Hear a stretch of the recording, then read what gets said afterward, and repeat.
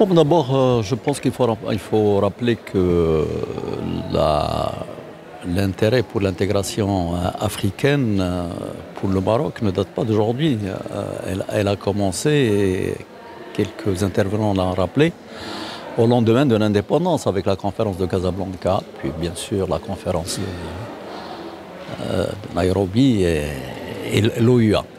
Mais c'est depuis l'avènement de Sa Majesté Mohamed VI que, disons, il y a eu un coup d'accélérateur.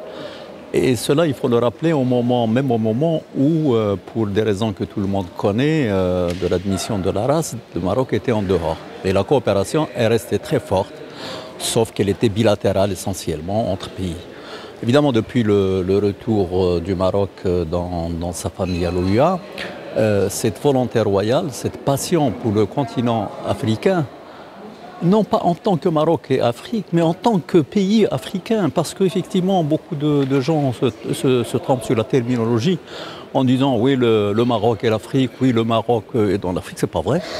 Le Maroc, c'est sa vocation en tant que membre à part entière, en tant que pays africain, effectivement, d'essayer de pousser, dans la mesure de ses moyens, à cette conscientisation, à cette prise en compte des potentialités du continent africain. Et c'est pour cela qu'on voit une coopération à multiples leviers qui se développe entre le Maroc et un certain nombre de pays, aussi bien avec des pays individuellement, aussi bien avec des groupements régionaux, qu'avec la zone de libre-échange. Il ne faut pas oublier que le Maroc était, depuis son retour à l'Union africaine, l'un des porteurs et des partisans de cette zone de libre-échange.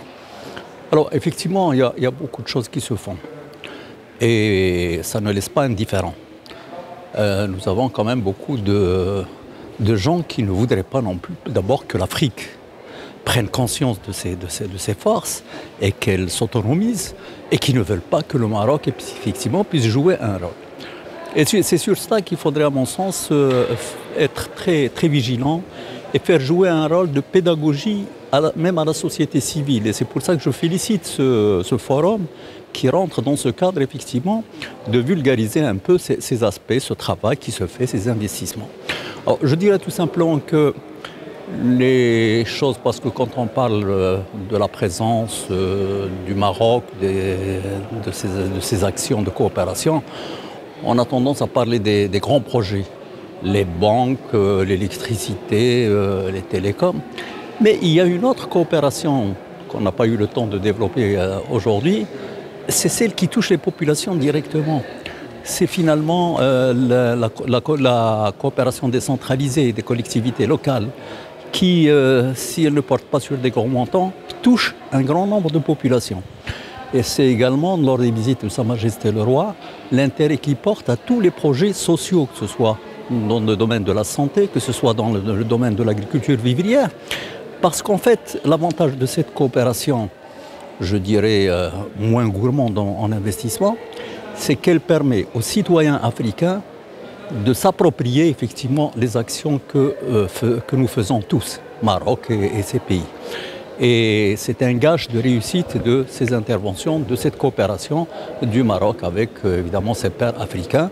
Et aujourd'hui, vous l'avez entendu et vous l'entendrez dans la rue un peu partout, aujourd'hui les Marocains sont conscients que leur avenir est avec leurs pairs africains et qu'effectivement l'Afrique, pour peu qu'elle reprenne conscience que le politique ne soit pas trop pesant sur l'économique, elle a beaucoup de choses à donner.